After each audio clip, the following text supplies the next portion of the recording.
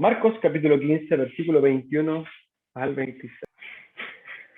Dice así la palabra de nuestro Señor.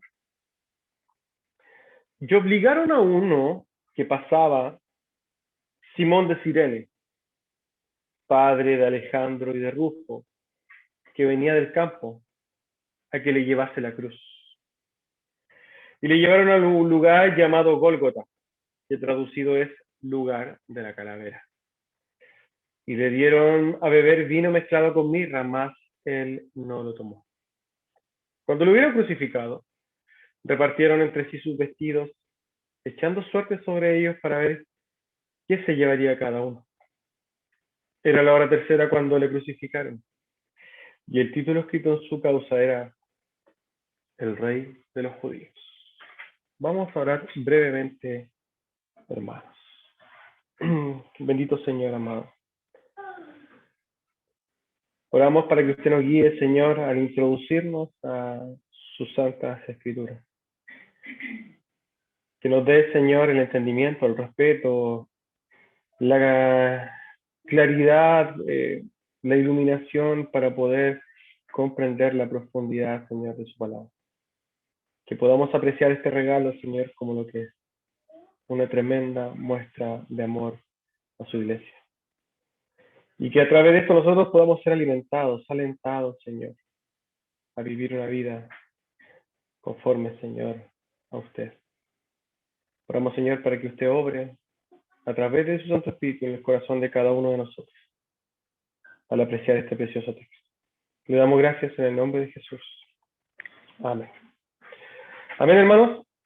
Como hemos conversado hace bastante tiempo ya, estamos introducidos ya en el corazón mismo del Evangelio, en el corazón mismo de la Biblia, de la Escritura, en el centro de las Escrituras. El título del sermón de hoy se llama El camino al Gólgota. Y en virtud de lo que tenemos que hablar, vamos a irnos directamente al texto. Versículo 21 dice así: Y obligaron a uno que pasaba, llamado Simón de Cirene, padre de Alejandro y de Rufo, que venía del campo, a que le llevase el acto. Nosotros, a modo quizás de contextualizar esto que estamos hablando, sabemos que Jesús ya había sido sentenciado por Poncio Pilato, había sido cruelmente torturado, y en este momento se estaba llevando a cabo la sentencia de Poncio Pilato, era que lo crucificarían. Por tanto, Jesús sale del pretorio con una cruz a cuestas. Jesús sale del palacio de Pilato directamente en camino al lugar donde sería crucificado. Con su cuerpo totalmente destrozado, él sale cargando la cruz. Según las costumbres hebreas, y entendemos que estamos en Jerusalén, era normal que las ejecuciones se llevaran a cabo fuera de la ciudad. Y para esto, entonces, los crucificados tenían que abandonar la ciudad para ser asesinados, para ser, digamos, ajusticiados, para ser o para cumplir su condena de muerte. No es como acá, que lo hacen quizás en cualquier lugar. Ahí en ese momento, y de acuerdo a la ley levítica, esta inmundicia debería ser llevada fuera de la ciudad santa. Es por eso que entonces Jesús es llevado fuera de la ciudad de Jerusalén en aquel tiempo, que entendemos que era mucho más chica que lo que es Jerusalén hoy día, ¿cierto? Y es llevado fuera entonces para ser ejecutado. Era normal, hermanos, que dentro del suplicio del castigo romano, los crucificados llevaran su propia cruz. Y parece un poco hasta profético, ¿cierto? Cuando Jesús dice que el que quiere venir en pos de mí, nieguese a sí mismo, tome su cruz, cargue su cruz y que lo siga. Porque efectivamente Jesús iba a cargar una propia cruz. Jesús sale del pretorio con una cruz a cuestas. Perdón. No hay consenso, no hay una certeza respecto de si es que Jesús llevó una cruz completa, como lo ven algunas películas, o si es que efectivamente llevó solamente el madero, ¿cierto? El listón que iba atravesado. Porque ambas cosas se solían hacer. Nosotros no sabemos y no hay certeza si es que efectivamente Jesús iba llevando esta cruz de dos o si iba con la cruz completa. El punto de esto es que era un largo camino el que tenía que recorrer. Jesús en ese momento estaba encaminándose en dirección al Gólgota, que era el lugar donde iba a ser crucificado. Ese camino, hermanos, para cualquier castigado, para cualquier hombre que cumplía esa condena, era un camino de larga humillación. Yo creo que traten de imaginar de alguna manera lo que significaría que ustedes estuvieran sentenciados a muerte, que les dijeran, aquí estamos en la cisterna. Imagínense que tienen que caminar hasta el bosque o hasta, no sé, San Miguel, con una cruz quizás, y efectivamente usted empieza a caminar directamente hacia su muerte, con la burla de las personas con las cuales ustedes se encuentran, con manifestaciones varias, la verdad. Algunos que lo vean con desprecio, otros con pena. Pero efectivamente usted está caminando directamente a ser clavado en una cruz. Nosotros vamos a hablar un poquito más adelante de la crucifixión. Pero la persona de Jesús podríamos decir que fue mucho más difícil, porque Jesús venía aproximadamente con unas 12 horas sin dormir, expuesto a una serie de golpes, un cansancio tremendo.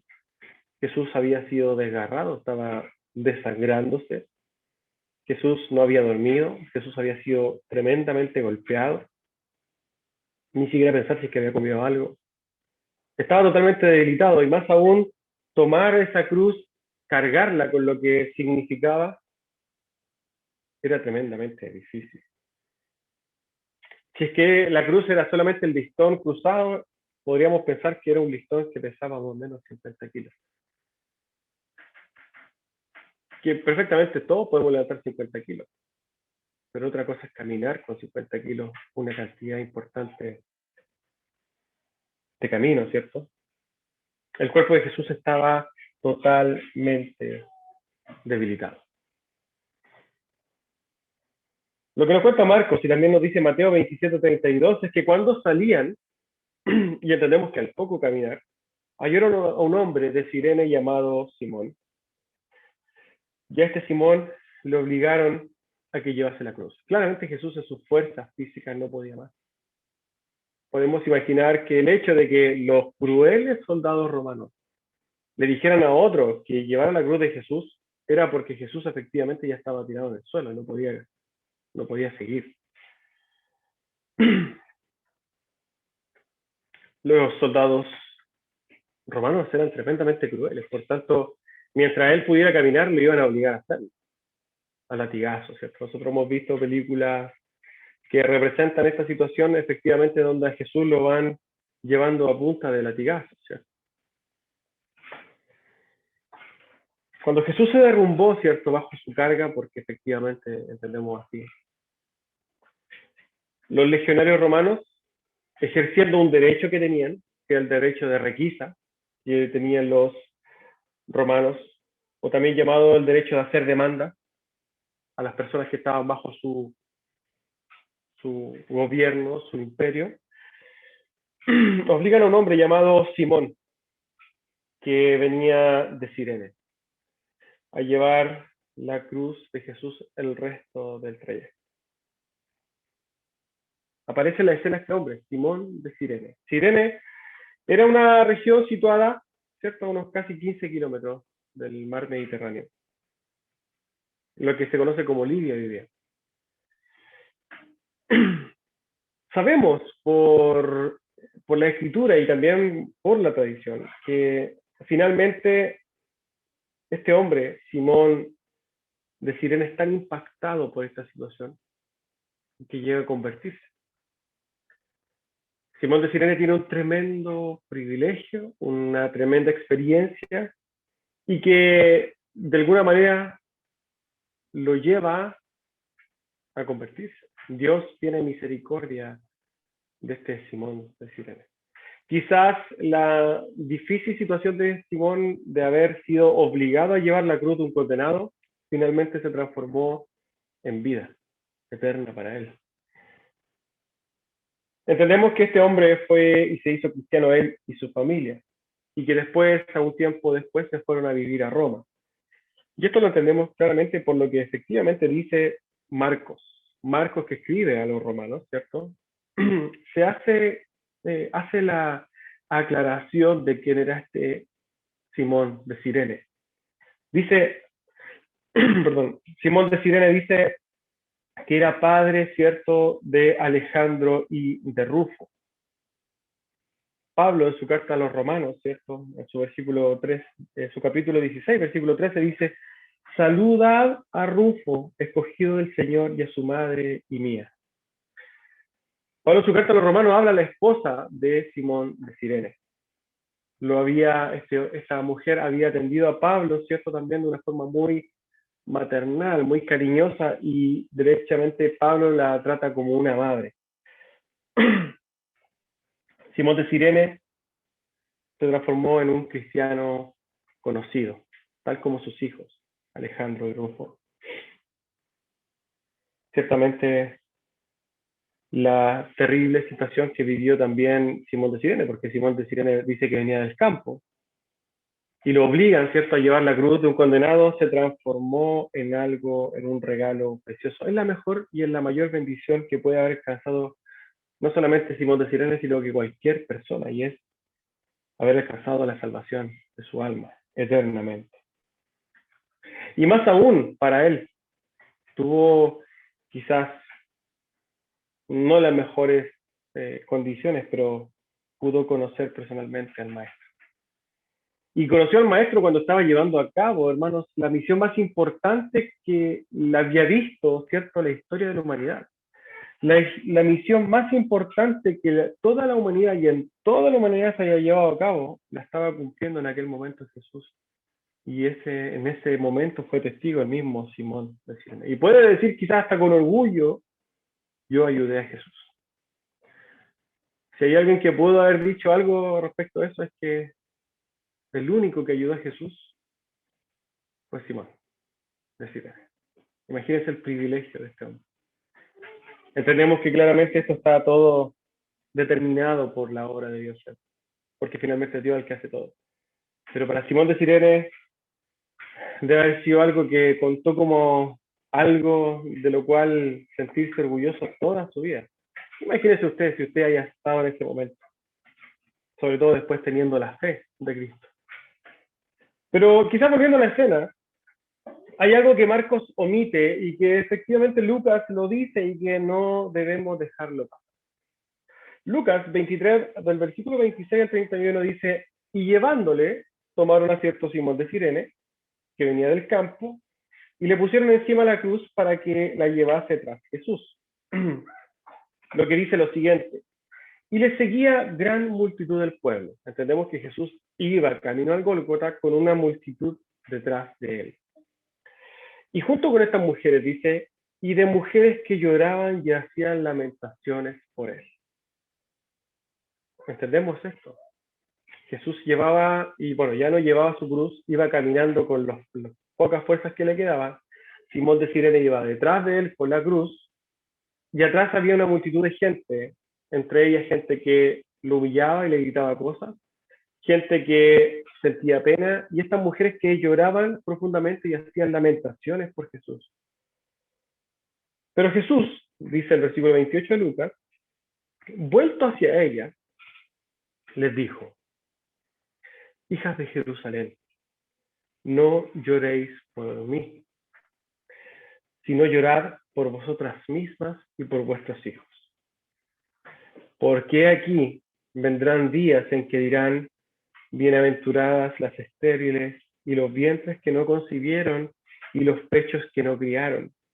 Entonces comenzarán a decir a los montes, caed sobre nosotros, y a los collados cubrirnos, porque si en el árbol verde hacen estas cosas, en el seco, ¿qué no se hará? Quizás al acercarse a este texto llega a ser raro, ya suena raro. Y lo que sucede en esta escena, que se desarrolla en el camino al Gólgota, es algo que debemos aclarar. Jesús nunca perdió la conciencia de lo que efectivamente estaba haciendo. Jesús estaba en sus 5 sentidos humanos, totalmente consciente de cada paso que estaba dando hacia la cruz. Y estaba consciente del propósito eterno de su misión. Cuando ve a las mujeres que estaban llorando por él y se lamentaban por él y claramente por su condición, Cristo les deja claro algo. Le estaba dejando claro que lo que está sucediendo no era algo por lo cual lamentarse.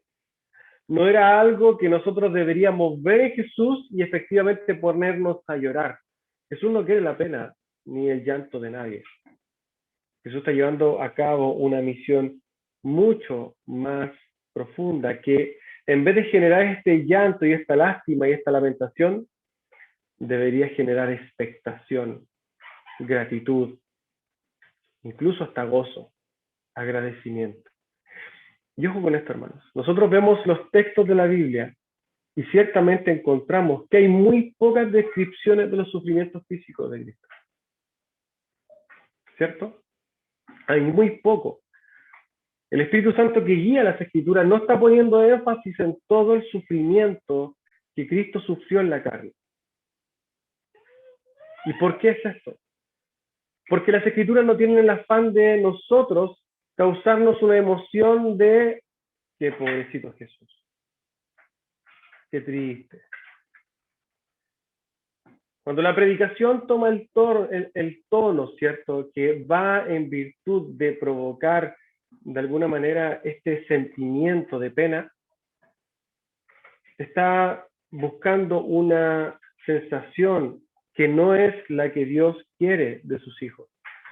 Dios no quiere que usted, ni ellas, ni nadie se ande apenando de lo que Cristo sufrió en la cruz.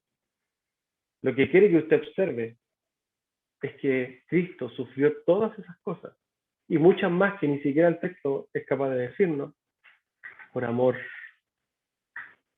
Lo que debe generar en nosotros no es la lamentación, sino que la acción, la respuesta en acción, la respuesta en admiración, la respuesta en gratitud, el entendimiento de del hecho de que lo que hizo Dios fue tan grande, tan eterno, tan profundo, que nosotros deberíamos mirar desde otra perspectiva el sacrificio de Dios, con una profunda admiración. Si nosotros no vemos la cruz, entendiendo que esa fue la gran manifestación de amor con un propósito eterno en nuestras vidas, si eso no nos lleva a nosotros a caminar en pos de la gloria de Cristo, no sacamos nada con emocionarnos. Dios no quiere, Cristo no quiere lágrimas respecto de su crucifixión. Si es que no hay detrás de ello un cambio de vida. En las iglesias se habla mucho del sacrificio de Cristo. Mucha gente llora y hace lamentación, tal como estas mujeres. Pero estas mujeres, tal como un montón de personas que profesan la fe, se emocionan y lloran al escuchar la palabra, se emocionan y lloran al escuchar los sacrificios de Cristo, pero no están dispuestos a hacer nada por eso. No hay una conversión, no hay un cambio en la vida. Tal como muchas mujeres aquí se lamentaban por Jesús y su sacrificio, su sufrimiento en la carne, hay muchas personas que se maravillaban en las Escrituras. Hay una serie de personas que escuchaban a Cristo y se maravillaban, se maravillaban, se maravillaban, tal como otras personas que se maravillan, pero que no tienen frutos. A Dios no le importa ni que usted se maraville, ni que usted se lamente. Al Señor lo que le importa es que usted obedezca. Que en su corazón nazcan frutos de arrepentimiento. Eso es lo que quiere Dios de nosotros como sus hijos. No quiere manifestaciones simplistas de emociones. Para eso vaya a un club social, a un club de ayuda psicológica, a un club de ayuda de rehabilitación, llore y haga todo lo que quiera. Pero Cristo no le muestre un sentimentalismo barato, porque Él no es digno de eso. Cristo es digno de que nosotros le mostremos admiración, que realmente empecemos a morir a nosotros mismos y que estemos dispuestos a cargar nuestra cruz, tal como lo hizo Él. Jesús le habla a esta mujer y le dice, no se hagan lamentaciones por mí, lamentense por ustedes mismas, porque la condenación que va a venir sobre esta ciudad va a ser terrible. Ay de las mujeres que estaban encintas, ay de las mujeres que tienen niños, bienaventuradas aquellas que no dieron esos pechos, que no amamantaron. Porque lo que iba a suceder con Jerusalén, poquitos años después, lo describe Josefo diciendo, y estos hombres romanos no discriminaban entre adultos, ancianos ni niños, masacraron todo lo que se movió. El propósito de Cristo era mucho más profundo. Cristo no estaba pensando en sus sufrimientos instantáneos, estaba viendo la gloria venidera, un pueblo redimido. El maestro ve las cosas desde una perspectiva eterna, mirando el reino, ¿cierto? Bueno, la escena sigue. Versículo 22 del capítulo de Marcos que estamos citando, estamos desarrollando este camino hacia el Gólgota. Y le llevaron a un lugar llamado Gólgota, que traducido es lugar de la calavera. El apelativo Gólgota es arameo, ¿cierto? Y es como una especie de transliteración del griego, ¿cierto? Al griego del arameo. Nosotros vemos esto en griego como Gólgota también, pero con una forma diferente de escribirla. La palabra griega, ¿cierto? Para cráneo es diferente a la calavera. Ojo, aquí se está hablando de la calavera. ¿Por qué se le dio este nombre a la calavera o al Gólgota? Hay muchas especulaciones. Dicen algunos que, por ejemplo, esta especie de monte tenía una figura que parecía la de una calavera. Otros dicen que por ahí se encontraron muchas calaveras. Hay varias eh, presunciones. Pero la que más apoyan muchos es decir que el monte o el lugar donde estaba tenía la apariencia de una calavera.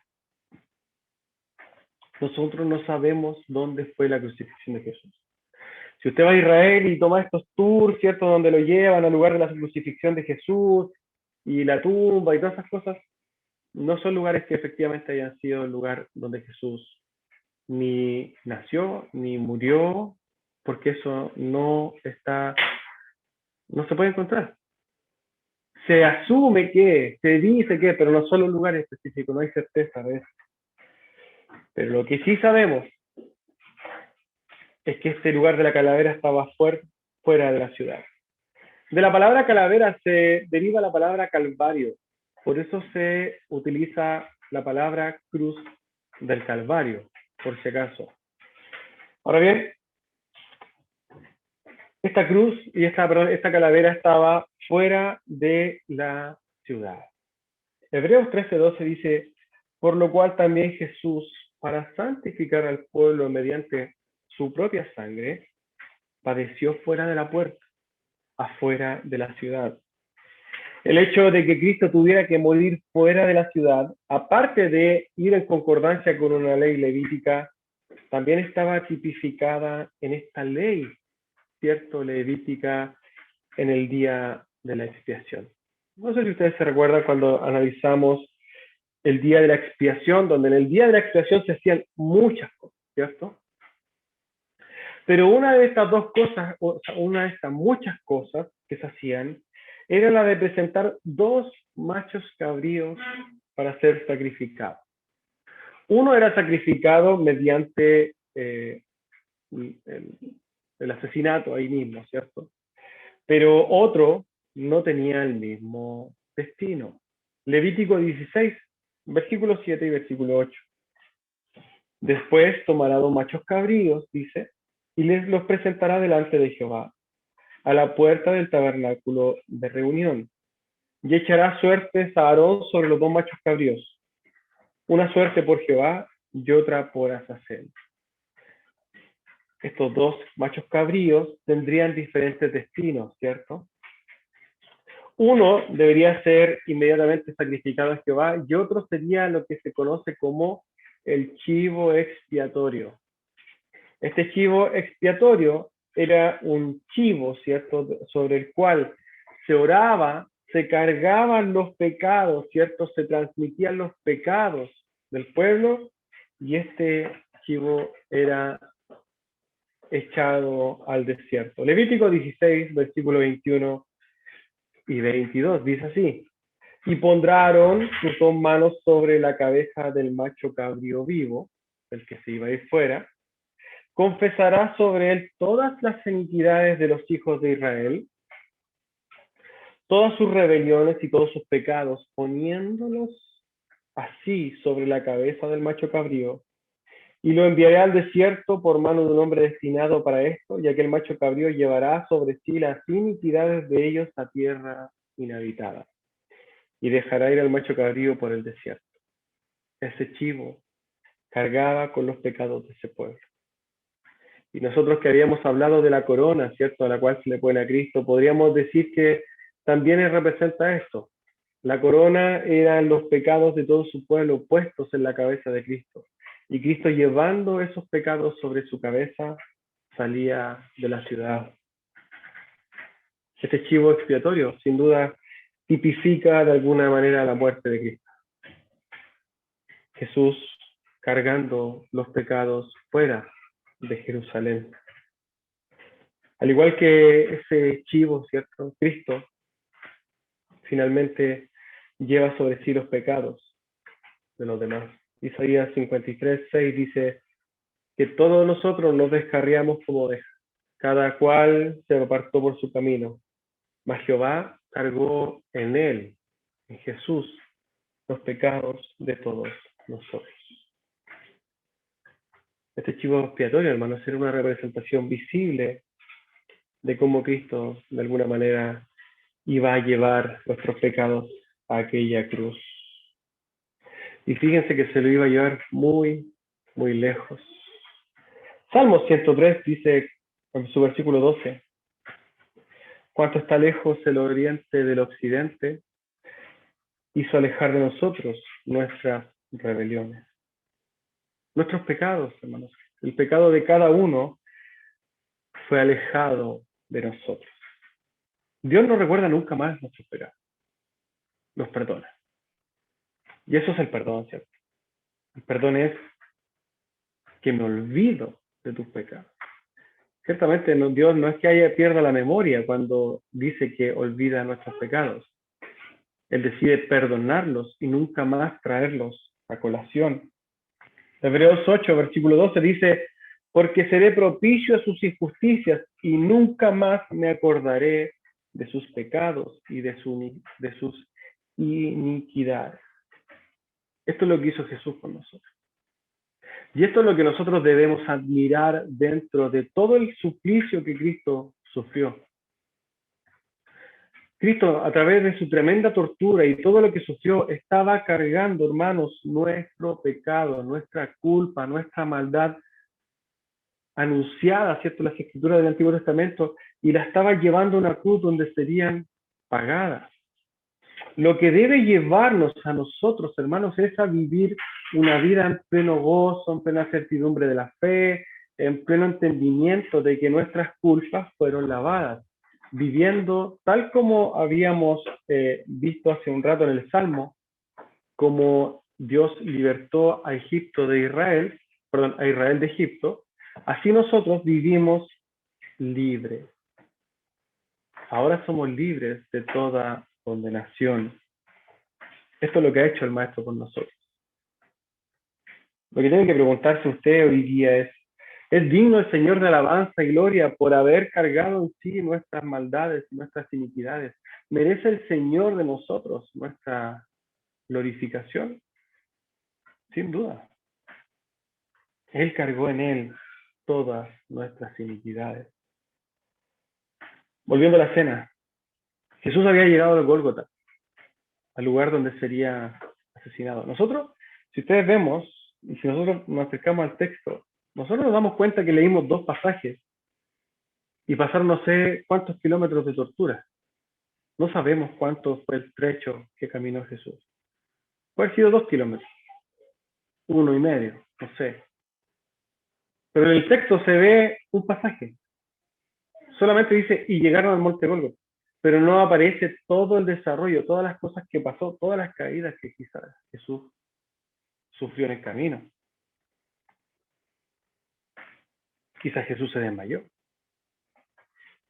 Jesús sentía mucha sed. Quizás mucha gente lo escupió. No lo dice. Pero hay muchas cosas que el texto omite. Solamente nos dice que llega a aquel lugar, al monte Gólgota, donde efectivamente sería ejecutado. Y dice que en el versículo 23, y le dieron a beber vino mezclado con mirra, mas él no lo bebió.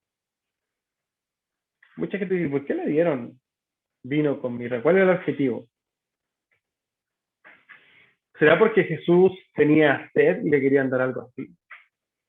El hecho de que a los prisioneros, hermanos, le dieran los soldados vino con mirra no era más que otra manifestación de pensar en ellos mismos. Nunca pensaban en la persona que de alguna manera estaba siendo ejecutada.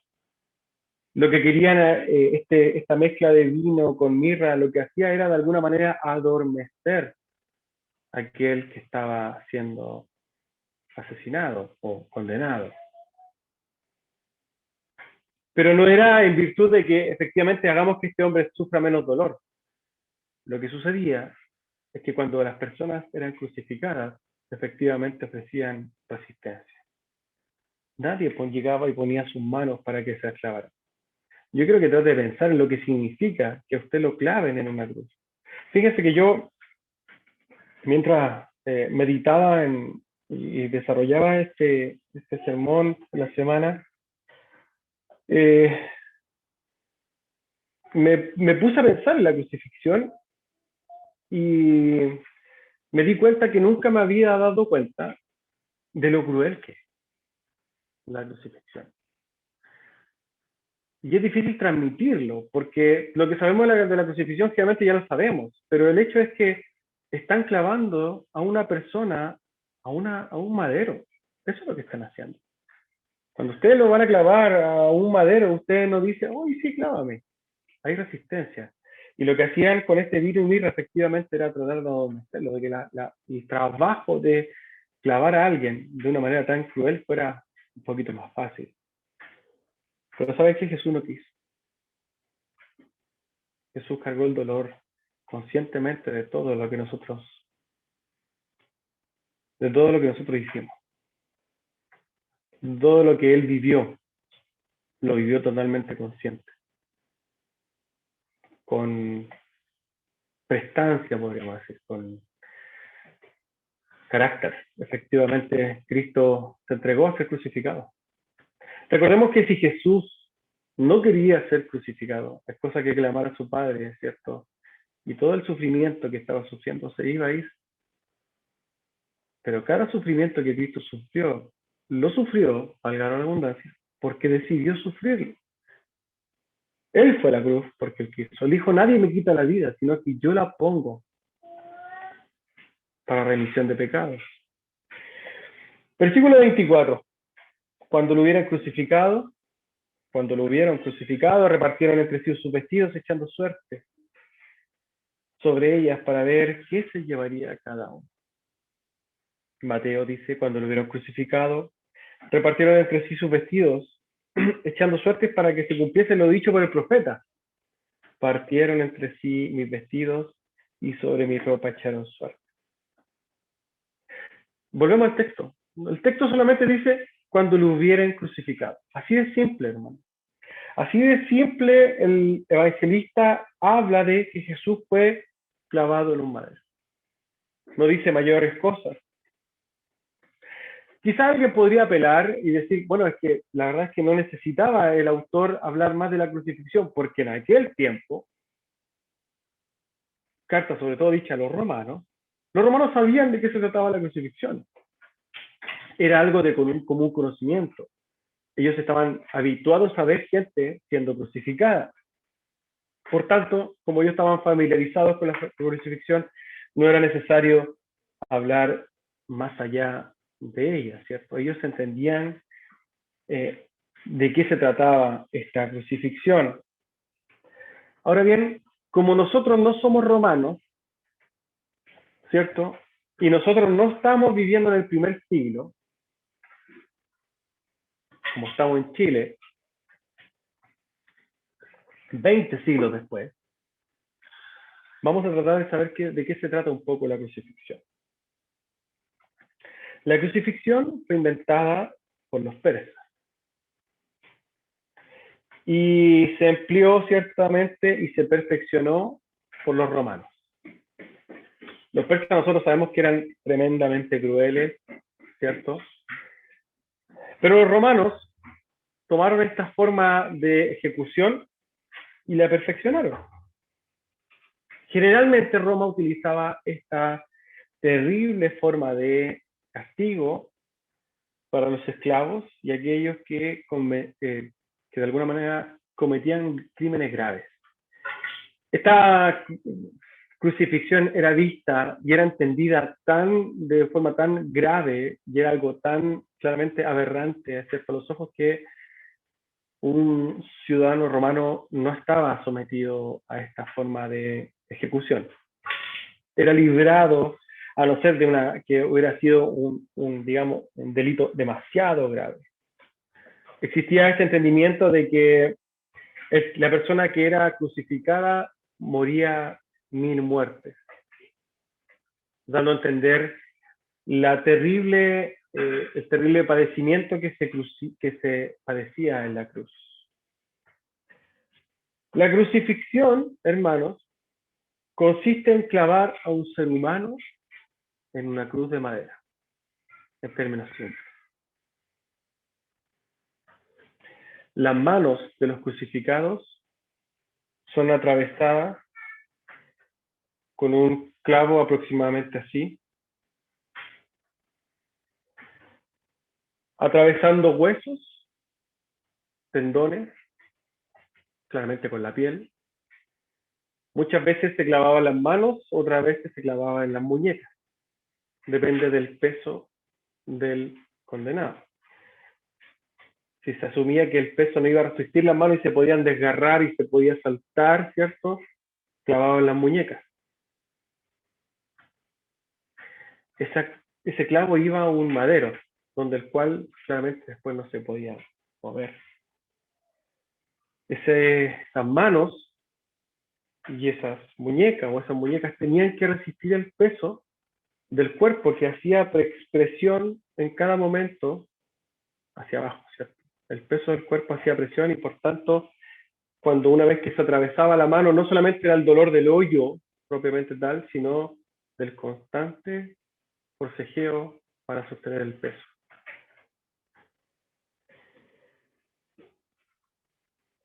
En cuanto a los pies eran puestos un pie sobre el otro, así, de esta manera, y un clavo así de grande atravesaba los dos pies juntos, uno sobre el otro. También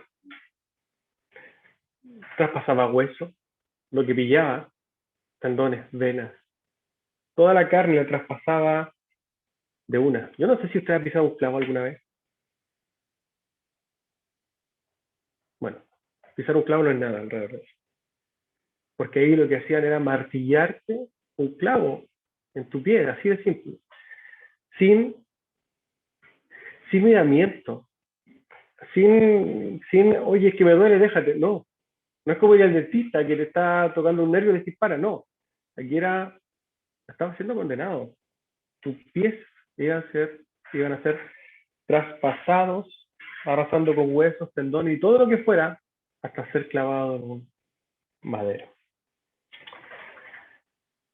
Para ser más terrible, ¿cierto? Y cruel de alguna manera la situación, los verdugos se aseguraban de que las piernas estuvieran un poco flexadas, un poco dobladas. Y esto tenía una justificación.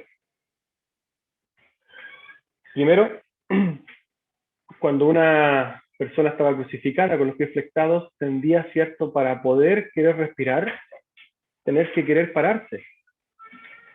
Y pararse con los dos pies, uno puesto sobre el otro, imagínense lo tremendamente doloroso que debe haber sido. Porque sin duda el cuerpo tiende a irse hacia adelante, pero no se va adelante no porque usted mantenga el equilibrio, sino porque usted está clavado. Los crucificados estaban en una situación, en una forma de su cuerpo totalmente incómoda. No había forma de acomodarse, porque si tú te querías acomodar de alguna manera para erguirte, sufrían tus pies. Si querías descansar, sufrían tus manos. No había forma de sacarse el sufrimiento. El tema es que la muerte por crucifixión no es otra que la asfixia. La gente no muere crucificada por desangramiento, ni siquiera muere de sed a los días después. La gente muere por asfixia. Cuando la persona estaba en la cruz, se sometía a una constante asfixia. La persona que estaba asfixiada, generalmente para poder respirar, tenía que con sus piernas levantarse para poder generar espacio en su caja torácica y poder respirar. Entonces, en cada respiro que ellos querían hacer, tenían que ir jugando con su cuerpo, subiendo y bajando para poder mantener, hasta que ya no podían más. Y generalmente morían asfixiados. Sabiendo lo que significa morir asfixiado, la lenta agonía en la cruz era tremendamente dolorosa y ciertamente desesperante. Ahora bien, eso es lo que podemos describir de la crucifixión. Pero en el caso de Jesús, hermanos, fue peor. Fue peor porque sumado a esta tremenda crucifixión, Jesús había sido tremendamente torturado antes de esto. Y es por eso que podemos ver que Jesús duró muy poco tiempo colgado en la cruz. Recordemos, y lo vamos a ver después, que con el afán de sacar rápido, ¿cierto?, a las personas de ahí, lo que hacían era quebrarle las piernas. Cuando el torturado querían acelerar su muerte, ¿qué es lo que hacían? Les quebraban las piernas. ¿Y por qué les quebraban las piernas?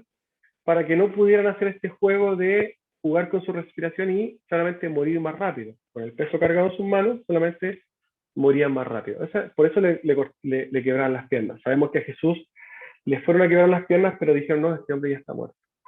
Y después le enterraron una lanza, ¿cierto?, directamente al corazón. Jesús había sufrido tanto tiempo antes de esto que efectivamente al llegar a la cruz estaba sin fuerzas y duró muy poco colgado. Mucha gente en la cruz podía estar un día sufriendo. Jesús estuvo aproximadamente 3 horas colgado. Pero lo que sufrió Cristo en la cruz y que nosotros vemos a través de la dinámica, digamos, del sufrimiento, no se compara al sufrimiento que efectivamente el Señor sufrió por la separación de su Padre. Eso es algo que nosotros nunca vamos a poder ni siquiera dimensionar, hermano, ni ver, ni saber. Porque lo más terrible que sufrió el Señor fue efectivamente el ajusticiamiento de su Padre, en el Espíritu. ¿Cómo describirlo? Imposible. No lo vamos a poder ver nunca.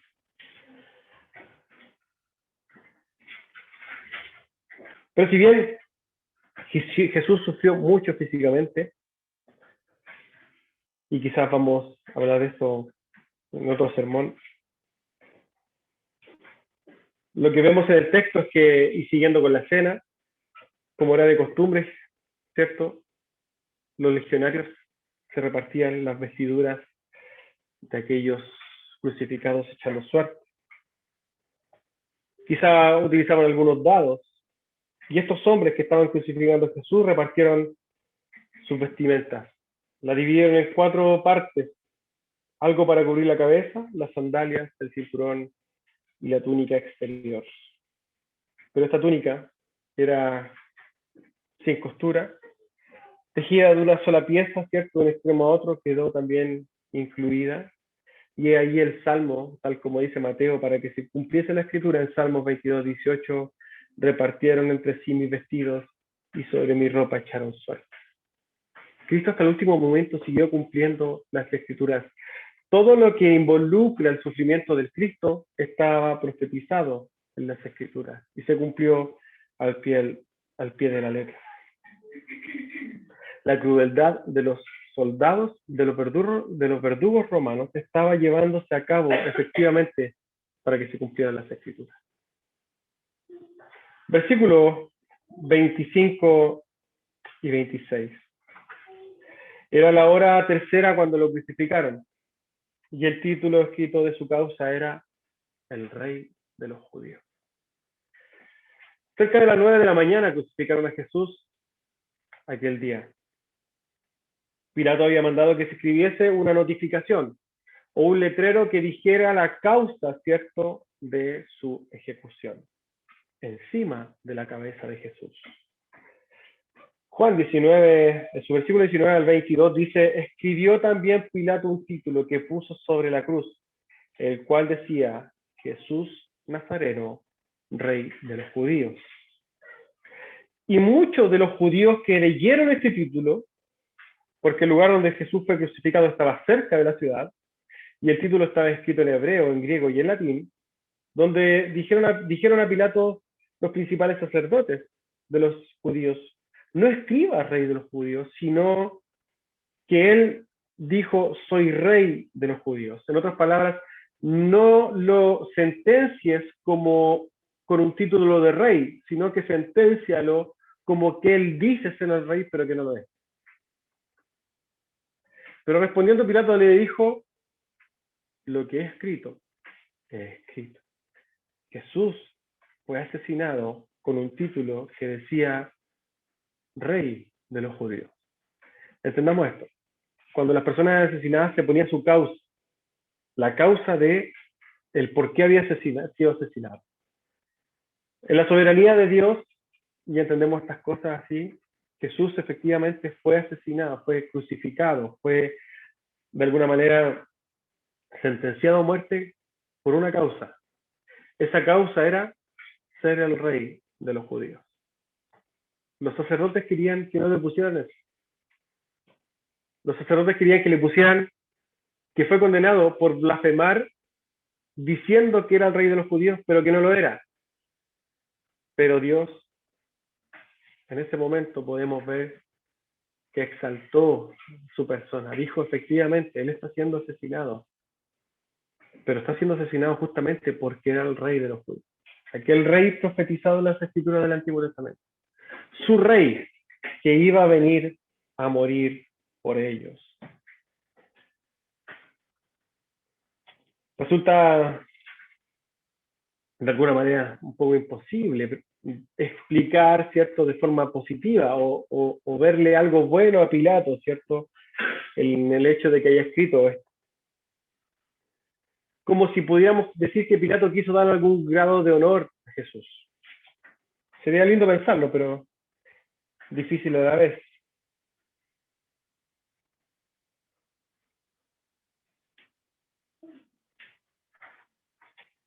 Lo que podemos ver en la crucifixión de Jesús, y si ustedes se fijan, es el último pasaje que vamos a ver de la crucifixión de Jesús hoy día, porque lo vamos a seguir desarrollando la próxima semana, es que efectivamente él fue crucificado llevando sobre su cabeza la escritura dada por un hombre gentil que lo había crucificado, que lo había mandado a crucificar. Pero que sin duda ese letrero que llevaba su propia cruz no mentía, no estaba mintiendo. Jesús es el rey de los judíos.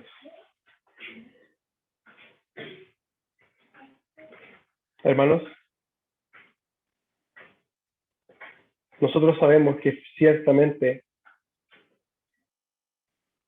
Es difícil ver a un rey crucificado. Es tremendamente difícil. Sobre todo si es tu rey. O sea, si vemos un rey crucificado, bien. Pero cuando es tu rey crucificado, siendo asesinado, es tremendamente difícil.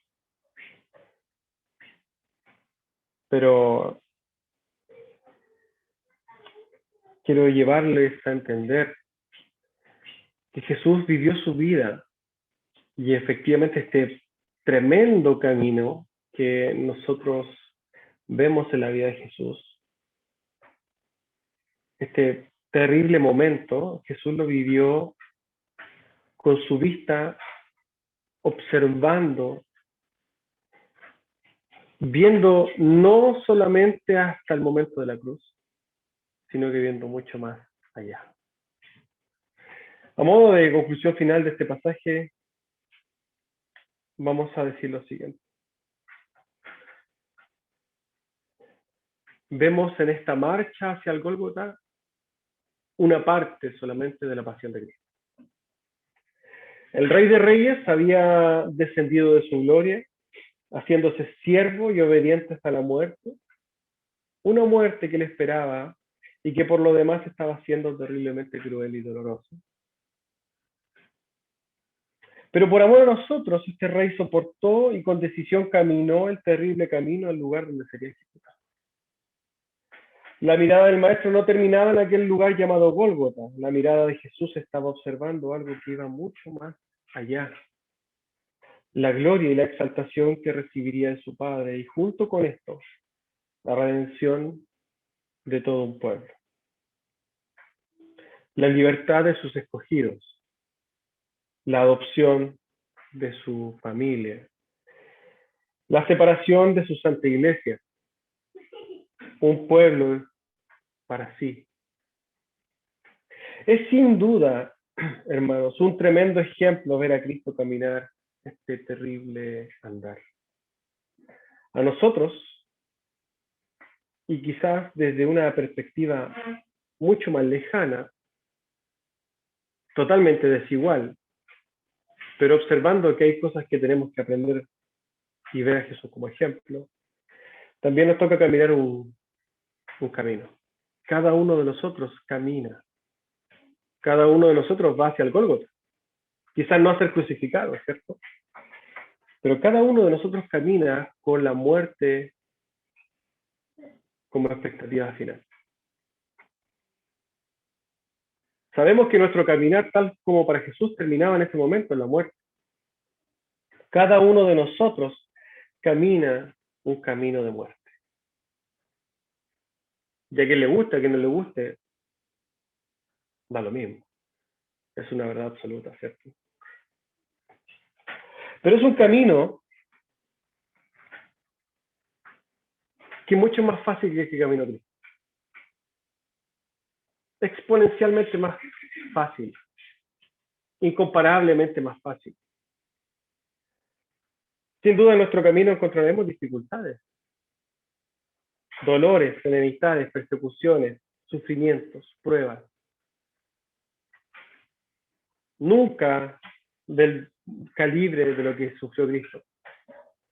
Pero independiente de eso, la invitación es a mirar como Cristo miró en nuestras vidas. Viendo mucho más allá del lugar en el cual termina este caminar. Viendo mucho más allá de la muerte que se avecina a nuestros días. Y vuelvo a recalcarle, hermano, no pensemos que la muerte está lejana, porque la muerte marcará el fin de nuestro camino al Gólgota. Ahí termina.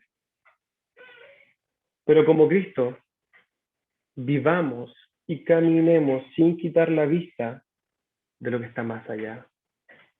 Una vida eterna con Cristo. A los hijos, ¿cierto?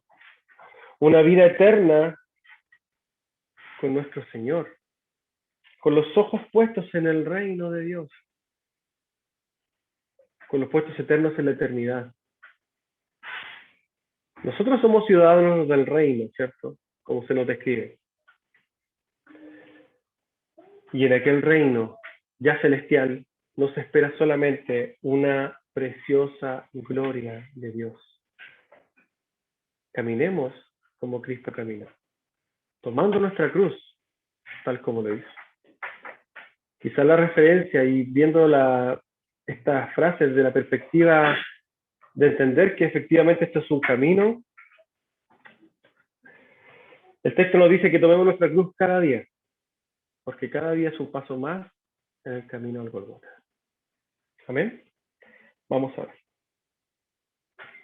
Amado Padre Celestial, bendito Rey del Cielo, qué preciosa manifestación de amor,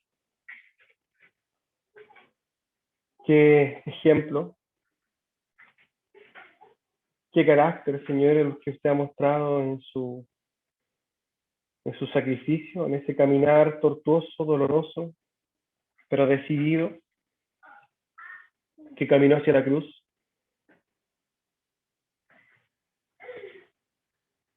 Qué difícil ciertamente es para nosotros, de alguna manera, tratar de comparar nuestras vidas con algo tan hermoso y eterno como lo que hizo usted.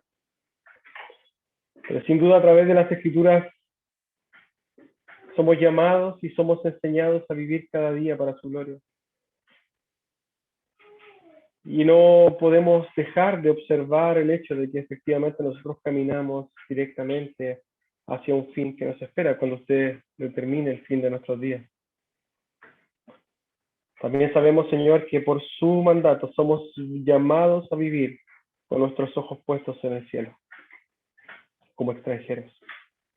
Ayúdenos, Señor, a vivir despojados, no conformándonos, Señor, a este siglo, no amoldándonos al pensamiento de este mundo, no poniendo nuestros ojos en nosotros mismos, Señor, sino que ayúdenos a cargar nuestra propia cruz día a día.